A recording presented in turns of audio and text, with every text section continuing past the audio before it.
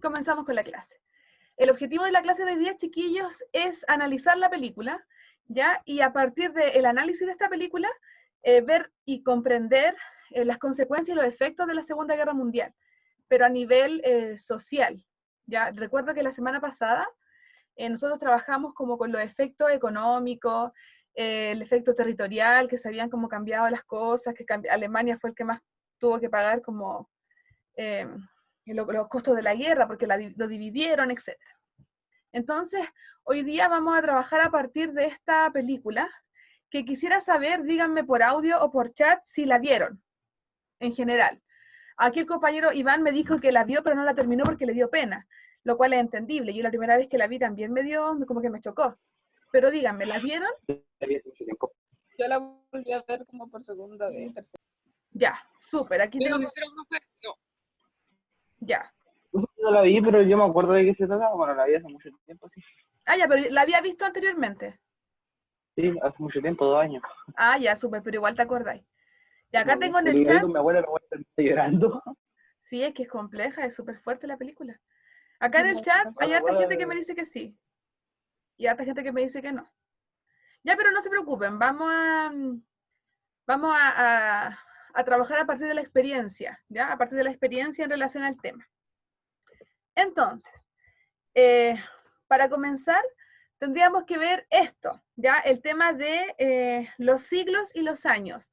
¿Por qué lo nombro? Porque en todos mis cursos he tenido como conflicto con, cuando me refiero a los siglos, así como el siglo XVIII, automáticamente piensan que son el 1800. Entonces, para evitar esa confusión, tenemos que ver acá el tema de los siglos. Hoy día, que es 9 de julio, para los judíos es 17 de Tammuz, de el 5780.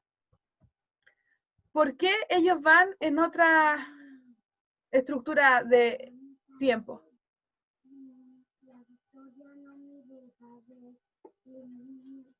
Dígame, que me está hablando a mi hija y se me va. Ya, sorry, disculpen. ¿Por qué, Blanca? Estoy en clase, córtala, pásamelo. ¿Por qué están en otro año los judíos? ¿Por qué? Porque tienen otras creencias. Porque tienen otras creencias, perfecto. Y al tener otras creencias, tienen otro calendario. ¿Por qué nosotros vamos en el 2020? Dígame. Por el calendario que tomamos hace años atrás, hace muchos años atrás. Pues el calendario maya, si no me equivoco. Sí. El calendario, no sé si era el romano. No, el romano. Calendario romano, Así. Era como algo así. Sí, el gregoriano, el romano, el que viene, el católico. Ese mismo. La compañera nombró a los mayas, y la verdad tendríamos que decir que los mayas no tienen nada que ver con esto, porque los mayas nosotros nunca hemos vivido en relación al calendario maya. De hecho, no sé si ustedes se acuerdan que en algún momento dijeron que el fin del mundo era como en el 2012, que los mayas lo habían previsto. Ah, verdad, y era que se acababa ese calendario. Claro, aquí la María Jesús dice por Jesús, ¿no? Pero por supuesto, güey.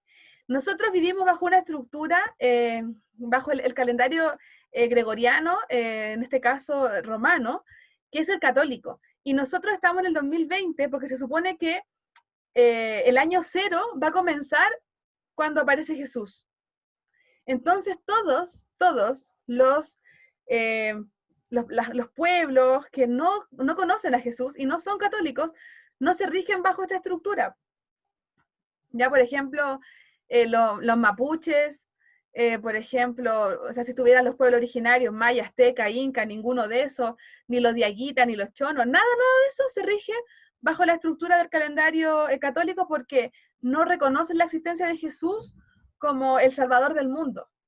Entonces, para los judíos, que tienen otra estructura religiosa también, no reconocen este personaje como el inicio de la nueva era, y para ellos el día de hoy sería 17 de Tammuz, ya que tienen sus propios meses, porque ellos tienen un calendario lunisolar, que es solar y de luna. ¿Ah?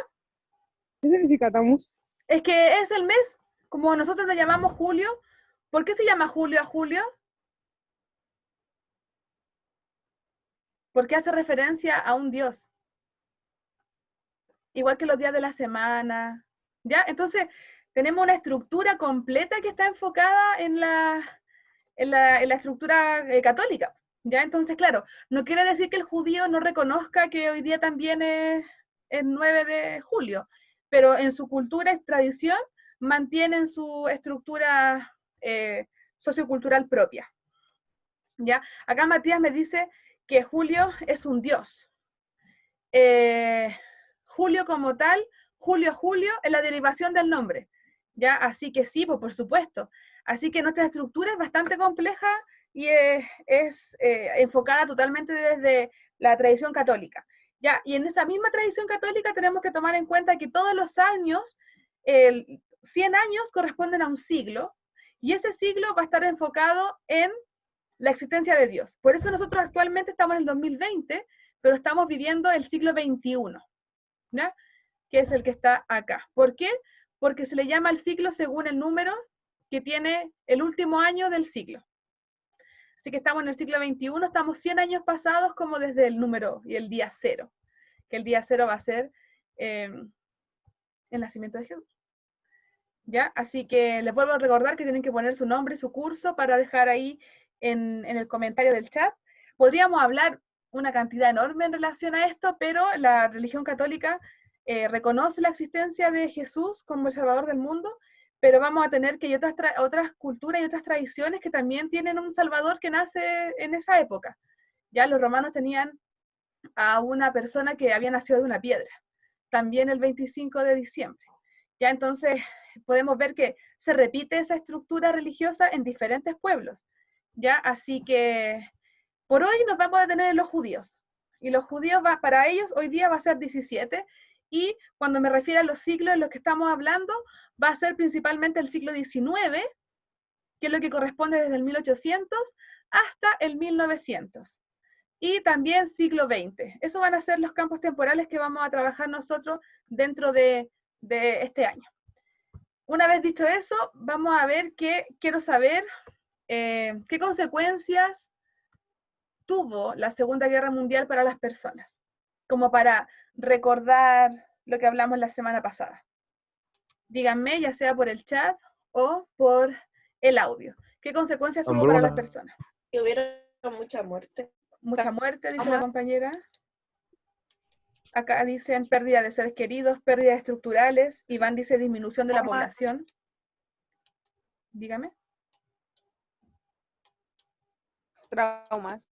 Ya. María José dice pérdida de todo, tanto familia como cosas materiales. Súper bien. Iván dice que Berlín se divide en 4. Perfecto. Tomemos también que Alemania y luego Berlín. ¿Ya? Ya tenemos más o menos claros cuáles fueron las consecuencias de esta Segunda Guerra Mundial o la Gran Guerra Mundial. Aparece la ONU, dice Iván. Súper bien, súper bien. Recuerden que, ¿qué dijimos de la ONU la semana pasada? ¿Qué dijimos de la ONU la semana pasada? ¿Nadie se acuerda? Que fue creada para evitar más guerra. Súper, que fue evitada para crear más guerra y, como dice Iván, era la sucesora de la Sociedad de las Naciones. Ya, muy, muy bien. Entonces, tomando toda esta estructura que ya más o menos manejamos, podríamos decir que yo les pedí que vieran una película que se llamaba La vida es bella. ¿Quién de las personas que la vio me puede contar y hacer un resumen más o menos de qué se trata la película? Porfis. Yo De un creo campo de que, concentración. Dígame. que la vida Vela se trata de una familia judía, ¿Ya? pero que la van separando a medida que va pasando la guerra y el papá hace que el niño vea la guerra como un juego, para que no como romperle su infancia y no quede con traumas. Entonces hace que todo lo vea como si fuese un juego. Súper bien. Acá Héctor dice que trata sobre el holocausto. ¿Alguien más quería hablar cuando estaba hablando la compañera? ¿Algo que agregar a lo que decía la compañera? Su madre aparentemente no era judía, pero se fue para recuperar a su hijo y a su esposo. Ok, súper. ¿Algo más que agregar a la película? Entonces, podemos decir primero que los judíos salen ahí perdiendo. Que el papá hace que el chico vea todo como un juego. Entonces ahí ya tenemos dos ideas súper importantes. Y lo más importante es como que pensemos por qué se llama La vida es bella. Si habla de guerra, de campos de concentración, ¿por qué se llamará La vida es bella? ¿Qué piensan ustedes? ¿Por qué se puede llamar La vida es bella? Dice, yo la vi, pero cuando era más chico, y no me acuerdo de casi nada. Lo único es que al final el niño dice, mami y papi, ganamos el carro del tanque. ¿Ya? Súper.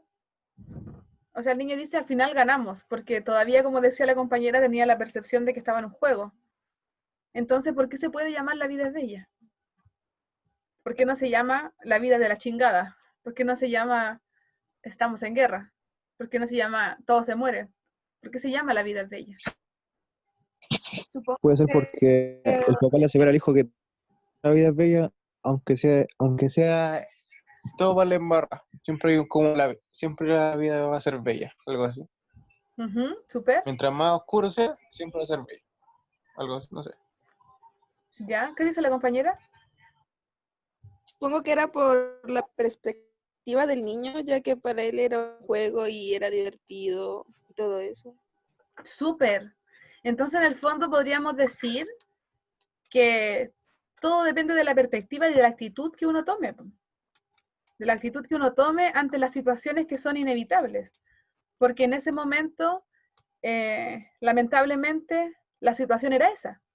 Entonces el papá, en vez de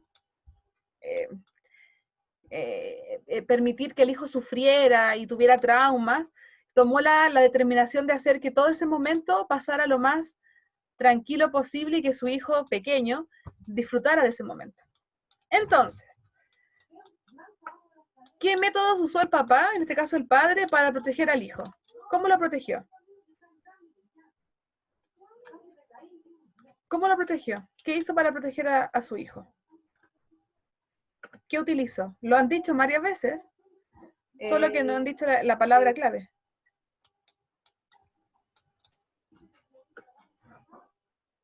¿Qué usó el padre? En un juego de guerra.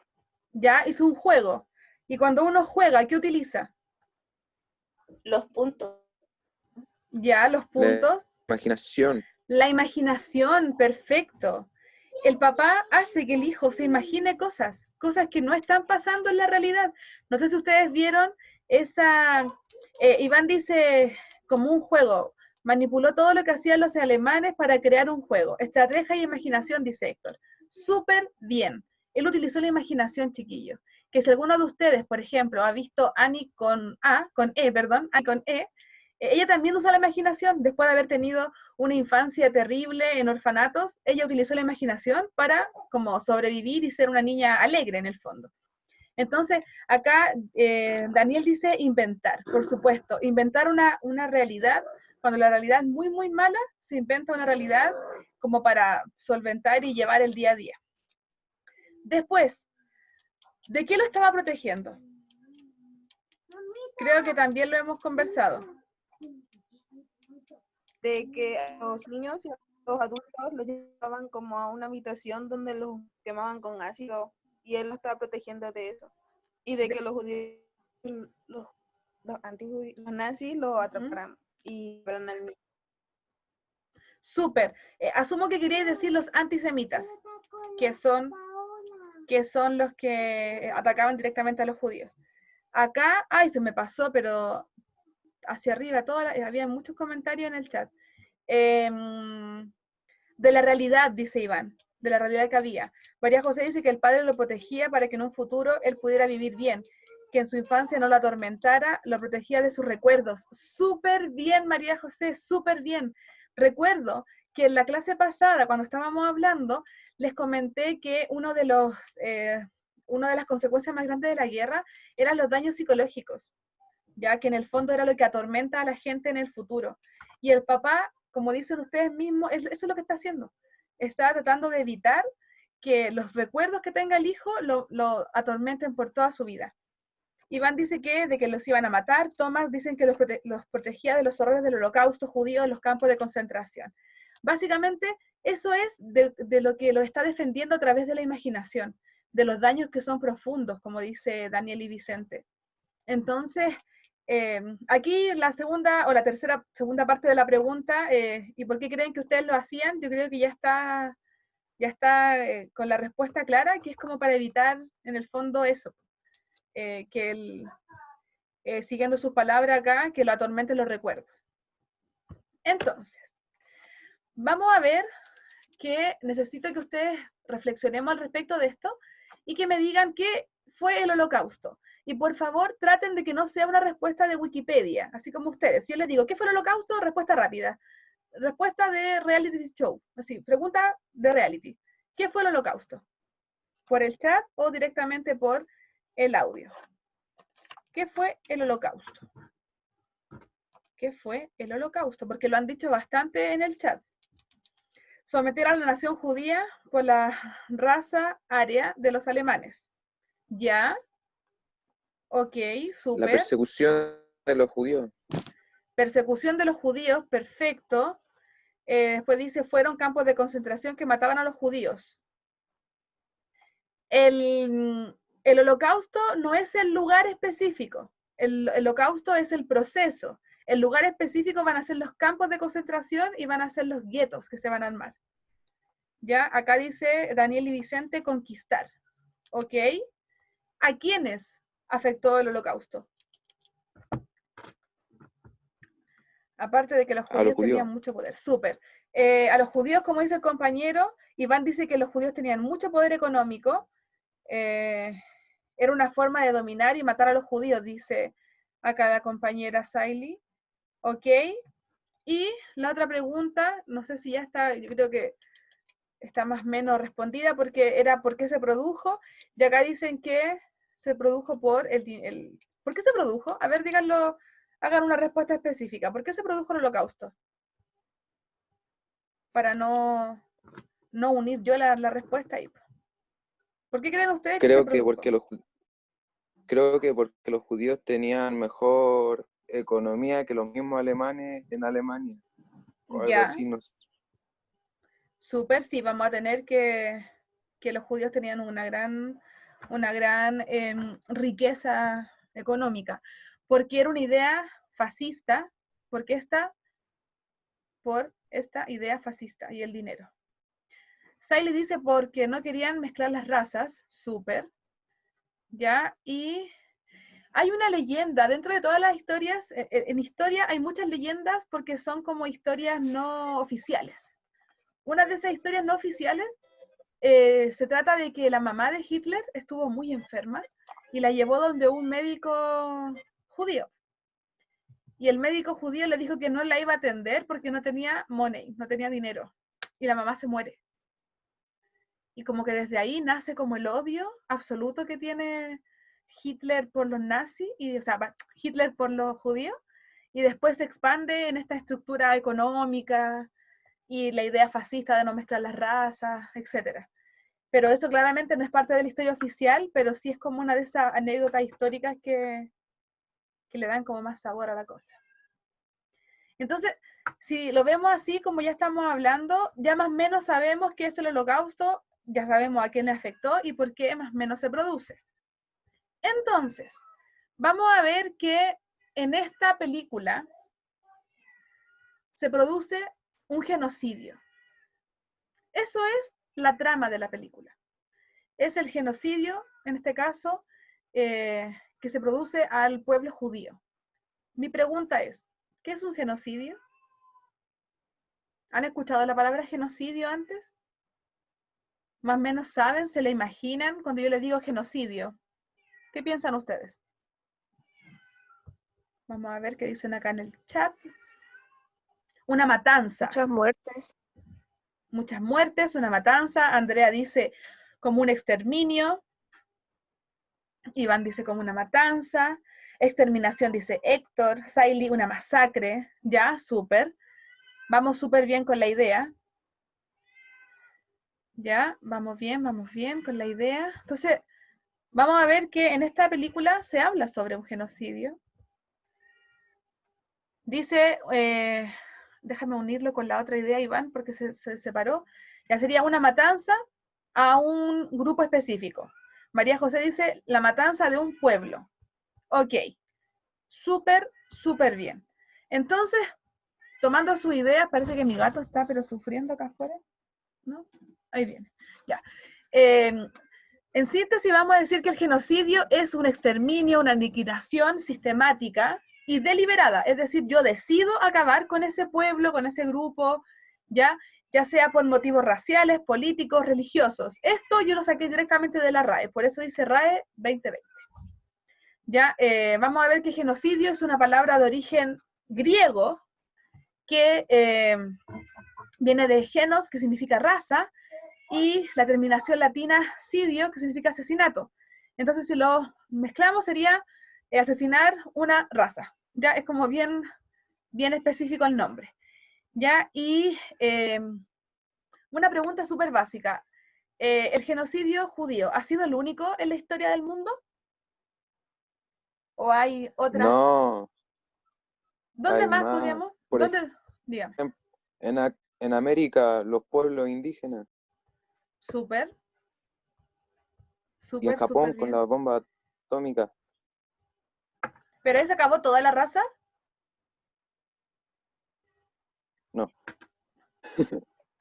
Acá dice, un ejemplo sería el exterminio de los pueblos, de los nativos americanos. Súper bien.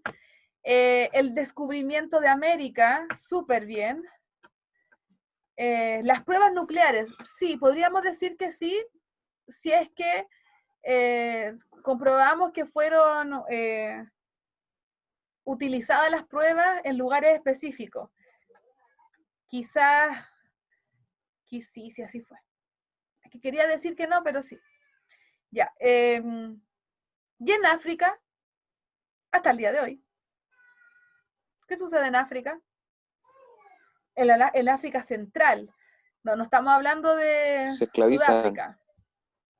Todavía se se esclaviza. esclavizan a los africanos y les quitan los recursos naturales del propio continente para ayudar a los continentes más poderosos.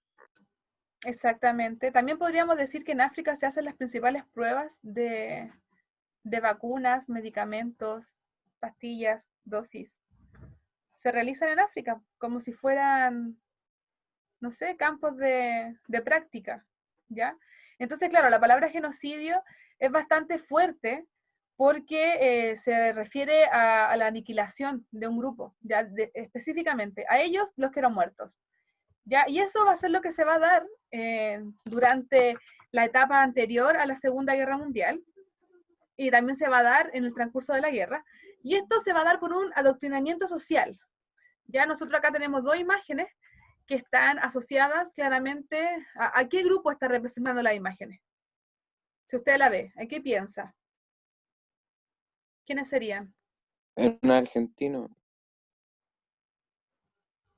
¿Cómo van a ser argentinos? ¿Viste que eso es prejuicio? Adoctrinamiento social en la actualidad. ¡Wow! ¿A quién representa la imagen? Acá me dice Andrea que a los judíos. Iván dice que a un rabino. Súper. A los judíos, Saily. Entonces nos vamos a encontrar, chiquillos, con que estas imágenes estaban pegadas por toda la ciudad con frases discriminatorias. Y eso hacía que la gente las viera y era como rechazo, adoctrinamiento social. Lentamente usted empieza a decir, me caen mal los judíos, me caen mal los judíos, me caen mal los judíos, porque es todo lo que te repiten a diario. A diario te dicen que te tienen que caer mal los judíos, entonces te caen mal los judíos. ¿Qué es lo que pasa, por ejemplo, en la actualidad? Cuando la gente sale a la tele diciendo, por ejemplo, las mujeres principalmente que van al consultorio dicen, es que a nosotros no tenemos hora al doctor porque llegan los extranjeros y nos quitan todas las horas. ¿Sabemos si eso es real o no? No tenemos cómo comprobarlo nosotros sin investigarlo. Sin embargo, uno va a otra parte y dice, oye, sí, los extranjeros se están llevando toda la hora al médico. Y después empieza una estructura y un pensamiento, un prejuicio social que va creciendo sin saber si es así o no. ¿Ya? Entonces, en la actualidad también nos encontramos con esto. Aunque uno diga, no, yo jamás he hecho eso. No, mentira, uno cae en eso. Acá dice la compañera Andrea, yo vi una entrevista y decía que las escuelas ponían los ejemplos de cómo reconocer a un judío. Por supuesto, con sus características físicas. ¿Ustedes han visto la película Escritores de la Libertad? Ahí aparece una profesora que está con un grupo de estudiantes que es como más o menos desordenado, disruptivo, y ella les cuenta la historia de Ana Frank. Y los chiquillos que estaban en la sala hacen un dibujo de un compañero que era afroamericano y tenía los labios gorditos. Y todos los compañeros se reían de eso, de esa caricatura a su compañero. Y ella explicó que en esta época hacían lo mismo, pero con los judíos. Acá, como dice Iván, decían que eran monstruos, que tenían superpoderes, que te iban a ver y te robaban el alma. ¿Ya? Entonces, eso es solamente adoctrinamiento social, porque la gente y el peor enemigo del mundo va a ser la ignorancia. Cuando uno no sabe, tiende a tener miedo. Lo que es diferente da miedo. Entonces, como yo no sé lo que es lo otro, y a mí me dicen que es malo, uno lamentablemente lo primero que hace es creerlo. Es como, ya sí es malo. Ah, no, no me voy a acercar. Ah, no, me alejo. Y en esta época ocurrió con los judíos, pero en la actualidad también sucede. Sucede en Chile, sucede en Estados Unidos, sucede en Europa. Ya en el momento en que los países quieren cerrar las fronteras para que no entren los extranjeros, porque ellos traen malas cosas, o cuando ustedes se encuentren, por ejemplo, con una vecina y la vecina le diga que los extranjeros están trayendo la delincuencia, ustedes tienen que pensarlo. ¿Eso es real? ¿Los extranjeros están trayendo la delincuencia o ya los chilenos tienen delincuencia por sí solos? ¿Ya? Entonces, en el fondo, aquí los invito a que ustedes sean críticos en relación a la información que ustedes están generando, porque hay muchas formas de adoctrinar socialmente. Y en esta época se utilizaron los dibujos, porque la gente no tenía mucha educación, por lo tanto no le iban a pasar un gran libro porque la gente no toda sabía leer. En cambio, cuando uno ve una imagen, automáticamente entiende. Si vemos esta imagen, ese hombre que claramente lo que van a aumentar va a ser la nariz, como para decir que son judíos, este es como avaro, está como así como contando dinero, etc.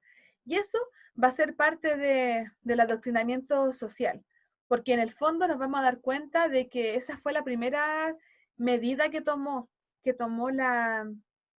en este caso el ejército nazi. Iván dice que aparte eliminaban todo el conocimiento porque quemaban los libros, pero por supuesto, si ustedes han visto, por ejemplo, en la película La ladrona de libros, se ve una imagen en la cual toman todos los libros y los están quemando ahí como en la plaza pública. Y eso también pasó en Chile. En Chile también quemaron libros, por si no lo recuerdan. ¿Ya? Entonces, no es solamente historia externa, es algo que también uno lo vive. O sea, nosotros no, porque yo ni siquiera existía en esa época, ustedes menos. Pero son historias que se van repitiendo en diferentes países del mundo. ¿Ya? El tema es que el holocausto judío va a ser lo que más se va a notar porque va a ser a gran escala. Vamos a ver acá también, chiquillos, que el concepto de genocidio no existía hasta la época. Claramente esto no hay que leerlo porque lo voy a resumir, pero la idea es que para que ustedes vayan viendo de dónde viene este concepto de genocidio, que lo van a desarrollar después de la Segunda Guerra Mundial. Antes de eso no existía, y se va a hacer una convención en 1948 que va a ser para la prevención y la sanción del delito de genocidio. Ya, o sea, antes de eso nunca había sucedido a gran escala, por lo tanto, nadie lo reconocía. Así que se va a hacer esta convención y se va a entender el genocidio como una matanza de los miembros de un grupo, como una lesión grave, física o mental, como un sometimiento y como también usar medidas para impedir que nazca gente. ¿Ya? Eso va a ser súper, súper fuerte, chiquillos, porque una de las cosas que van a tomar los nazis también en este momento va a ser que impedir que las mujeres queden embarazadas. Y en una época en la cual no existen métodos anticonceptivos, la única forma de acabar con un embarazo es o matar a la mujer o hacer que pierda la guagua. ¿Y cómo hacen que pierdan la guagua en una época en la que no existe, no sé, pues ningún tipo de estructura médica de aborto? Va a ser a través de los golpes. Y la otra parte también va a estar relacionada con el traslado de los niños. Es decir, me lleva a todos los niños a otro lugar. Ya, todo eso va a ser entendido como parte de un genocidio. ¿Ya? Es súper, súper complejo, porque ahora a gran escala no se dan todas esas características, pero sí podemos encontrar que hay una que otra que se da, ¿ya? Así que es como especial. Entonces, vamos a decir que para llegar al genocidio hay que pasar por diferentes etapas, ¿ya? Vamos a decir que son 5 etapas. La primera es el estereotipo, es decir, por ejemplo, todos son iguales, estereotipo. Después tenemos el prejuicio, y el prejuicio va a estar asociado con la segregación social, con ridiculizar. Ya, por ejemplo, no sé si ustedes han visto la película Historias Cruzadas, cuando en la película a los negros los hacían usar otras micros, otros autobuses, otros baños, no podían entrar a la casa principal. Ya, eso es parte del prejuicio y la segregación social. El tercer punto es la discriminación. Y eso es cuando, por ejemplo, yo digo, no, yo no contrato a tal persona. Yo no le voy a arrendar mi casa a esa persona o a ese pueblo. Lo otro va a ser la violencia. Y aquí es cuando ya uno llega a los golpes, llega a encontrarse con, por ejemplo, una persona del grupo que sea afectado y lo muelo a golpes en la calle. Por ejemplo, ha pasado cuando este grupo de los skinhead, o estos como los neonazis, atacan, anda sola, no puedo ir contigo, atacan, por ejemplo, a la gente que tiene diversidad sexual, a la gente que, por ejemplo, que es gay, que es lesbiana, y lo han pillado en la calle y le han pegado hasta a veces matarlo. Ya, ahí llegamos al punto de la violencia directa. Y finalmente el genocidio, ya que es cuando ya queremos eliminarlos a todos porque no los quiero ver. ¿Ya? Entonces, esas son las etapas que hay que pasar para llegar directamente a un genocidio. No es que yo pase automáticamente de que él no me gusta, ¡pum!, genocidio automático. Sino que hay etapas que hay que ir pasando y de repente se pasan muy, muy rápido y ya está ahí en el punto máximo de querer exterminar a toda la población. Ya, ¿alguno de ustedes ha llegado a algún punto de esto? Así como hacer el estereotipo, hablar sobre, no, todos ellos son así. ¿Alguno se ha enfrentado a eso o nadie nada? Sí, yo me enfrenté ¿Al prejuicio? Sí, prejuicio. ¿Pero ustedes lo han sentido en carne propia? ¿Con ustedes han sido prejuiciosos o ustedes lo han hecho con alguien?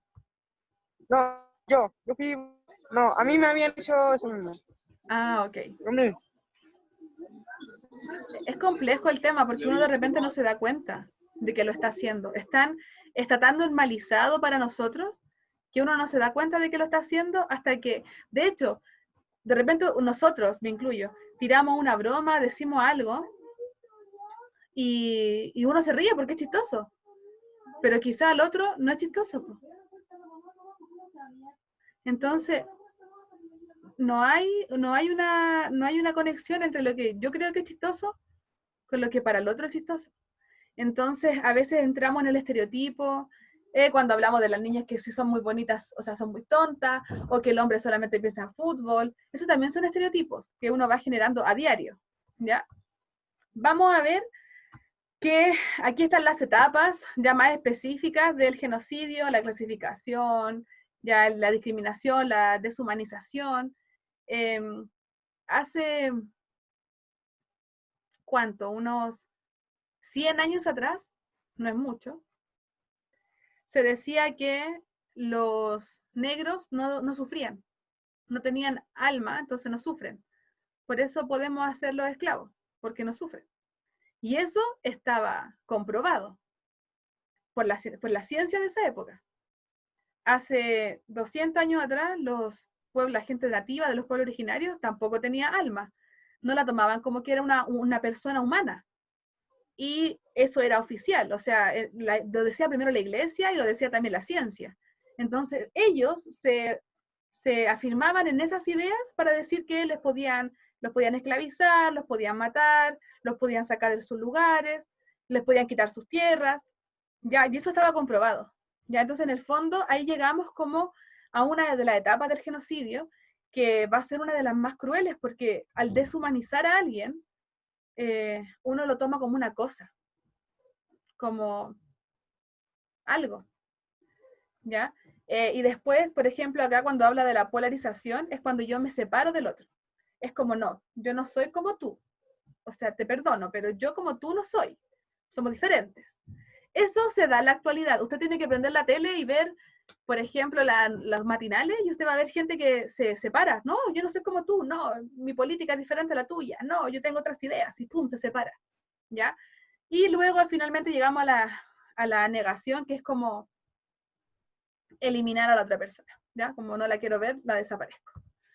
Entonces, en el fondo, vamos a ver que cuando se acaba este proceso de holocausto, todas las naciones que están inscritas en la ONU se comprometen a castigar y prevenir los futuros genocidios, es decir, para que no vuelvan a pasar. Va a haber una protección absoluta a los derechos humanos. Y también se va a evitar que se produzcan experimentos médicos con seres humanos.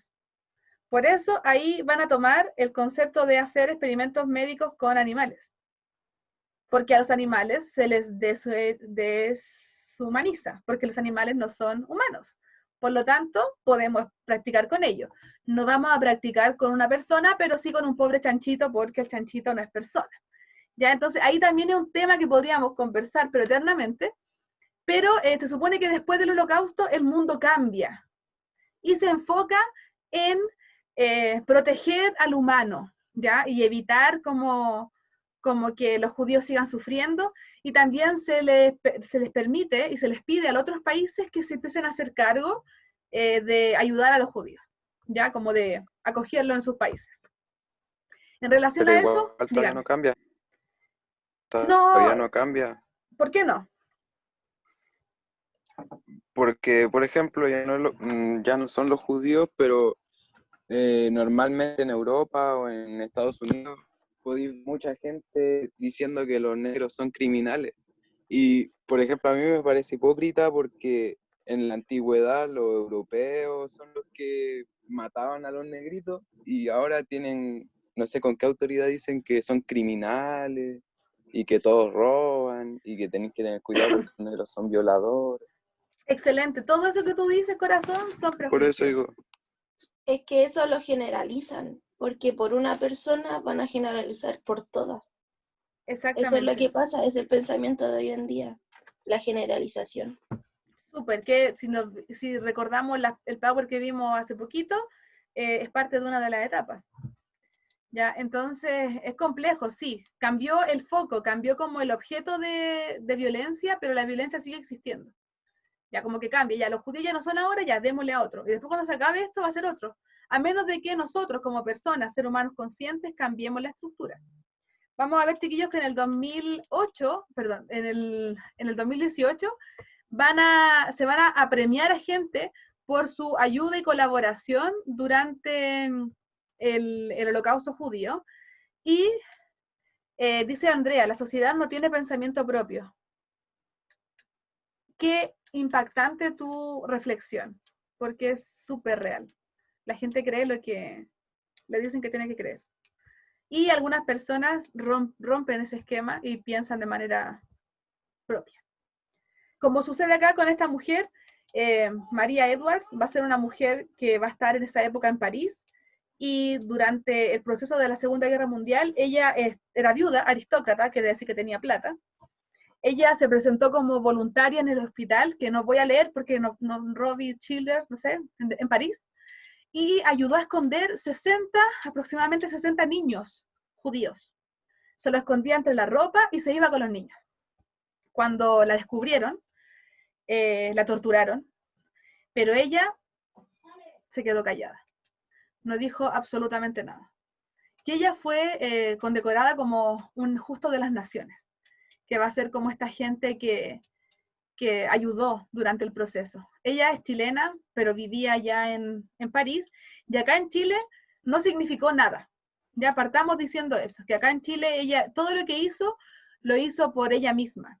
Una de las cosas que a mí más me estresa es cuando dicen, es que es chileno, y es como, da igual que sea chileno, porque el gobierno chileno no le prestó ayuda, no pidió que la mandaran de vuelta a Chile, no se antepuso al tema de que la torturaran. Entonces, en el fondo, yo digo que es chilena para que ustedes sepan que es chilena, pero no es que tenga una importancia para nuestro país. De hecho, no aparece en ningún libro de historia, ¿ya? Otra persona importante que también va a ser chilena, va a ser, en este caso, Samuel del Campo, que es la persona que está acá. Él era un diplomático que estaba ya en Rumania, y él también hizo algo súper heroico. Él entregó pasaportes ilegales para los judíos, para proteger a los judíos. Entregó pasaportes que él mismo hacía, así como que los pintaba y los entregaba. Y también puso en las casas de los judíos unas como stickers del consulado de Chile, como para que todos supieran que esa casa estaba defendida por Chile. Y era mentira.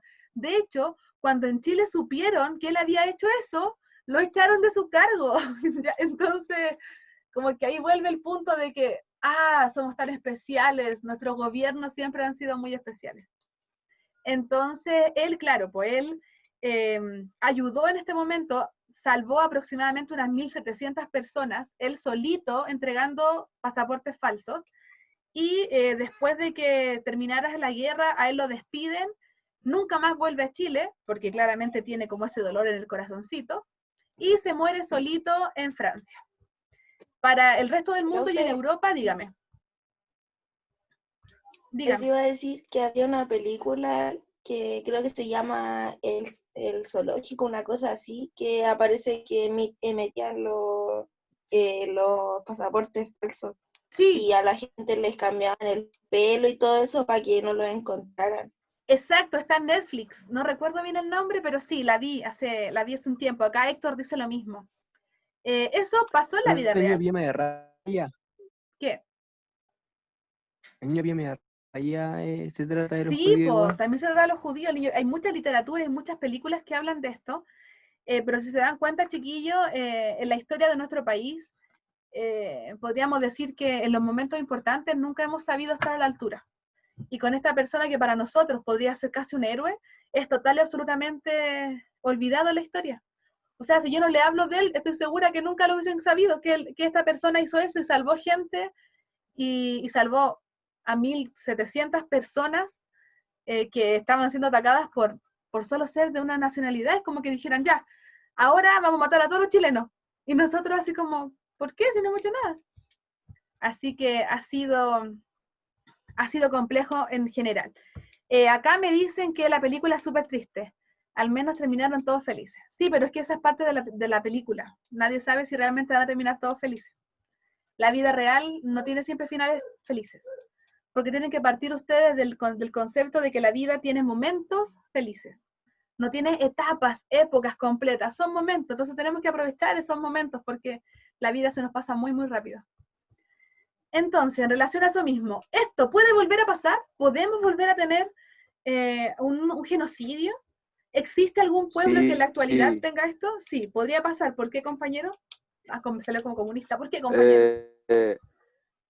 quizás estoy exagerando, pero con nosotros mismos, el pueblo chileno, porque, por ejemplo, ahora que estamos en esto de las ¿Pandemia? protestas y exigiendo los derechos que merecemos y todo eso, Uh-huh. el gobierno chileno lo manejan normalmente gente, no sé, rubia, ojos azules, de apellido que terminan como los croatas, y no ¿Extranjeros? son como el chileno general, no son como el típico Chileno chileno así promedio. morenito, sí. ¿Y qué pasa? Que cuando iban a las protestas mandaban a que los mataran o los callaran. Por ejemplo, en la misma dictadura con Pinochet, los mataban a los que hablaban. Entonces yo creo que tampoco estamos muy lejos de que pase eso mismo acá. Exacto.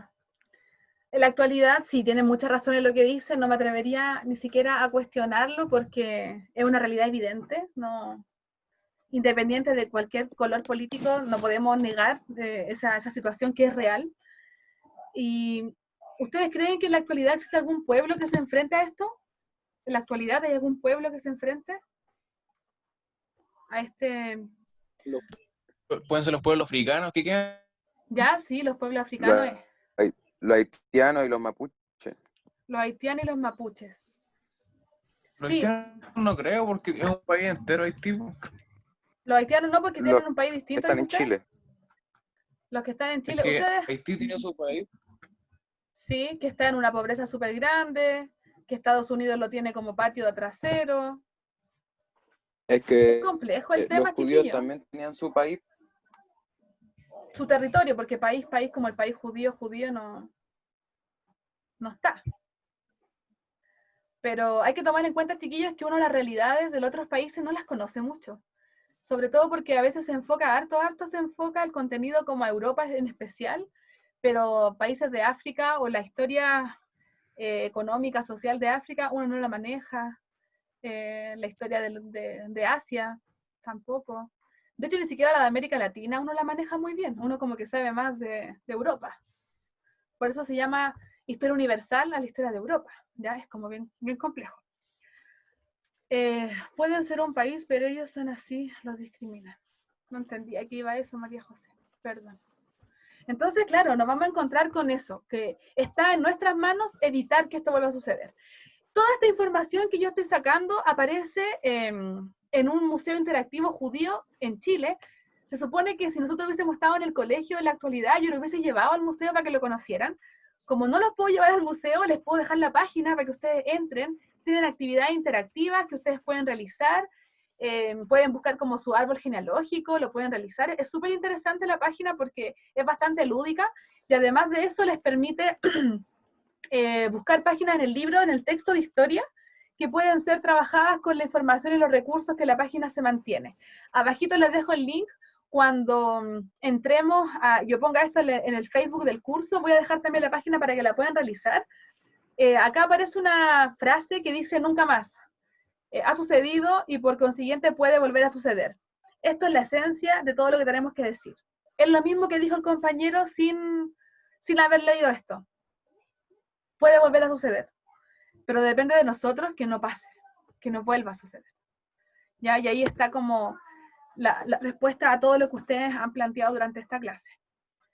El trabajo y la actividad que tenemos que realizar hoy día, o sea, no hoy día, sino que dentro de esta semana, es un análisis de la película, pero identificando el contexto en el cual se desarrolla, la temática que se trata y las características sociales de dos personajes. La idea principal sería que fuera uno nazi y el otro judío. Ustedes eligen al personaje que quieran. Oh, me faltó el tilde en reflexión. Y la extensión tiene que ser de 2 páginas aprox, porque usted, y con 2 páginas me refiero, no se imaginen, 2 páginas. O sea, 2 planas. Espérenme. Ok, acá. Esto es una plana, esta otra sería una plana. ¿Ya? Entonces, en el fondo, esos son 2 páginas. ¿Ya? Entonces, usted tiene que poner ahí una análisis de la película. ¿Dónde se desarrolla? ¿Qué temática trata? Ya sabemos, y hemos hablado toda la clase que del Holocausto. Y ahí usted toma 2 personajes. Puede tomar al niño y a un general, puede tomar al papá y al militar que estaba a cargo de ello. Usted verá cuál. ¿Ya? Idealmente tiene que ser uno nazi y uno judío como para hacer la comparación. Esa es la actividad, tienen el tiempo que tengan para entregarla. Les recuerdo que las actividades no son evaluadas de manera directa, sin embargo, en algún momento, creo que sí, esto es formativo, pero la idea es que lo puedan entregar para que podamos ir realizando la retroalimentación. Si no ha recibido la corrección de algún trabajo, les recuerdo que estoy trabajando para entregarla lo más rápido posible. Les dejo mis redes sociales que están ahí. Cualquier tipo de duda o consulta me la hace directamente por el Instagram o por el Facebook, lo que sea más rápido para ustedes. Les agradezco mucho su participación, chiquillos. Fue una muy buena clase. Dudas y consultas, díganme algo que haya quedado ahí para preguntar.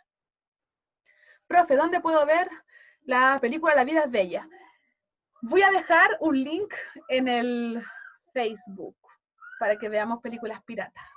¿ya? Porque no está en Netflix.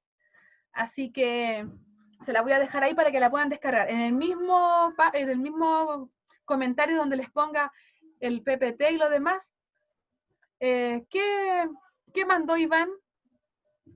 ¿Un link para ver la película? ¿Una noticia? El link. Ahí Iván puso el link, Tomás, para que la puedas ver. ¿Ya? Así que eso, pues, chiquillos. Le agradezco mucho, mucho que hayan participado. Nos vemos.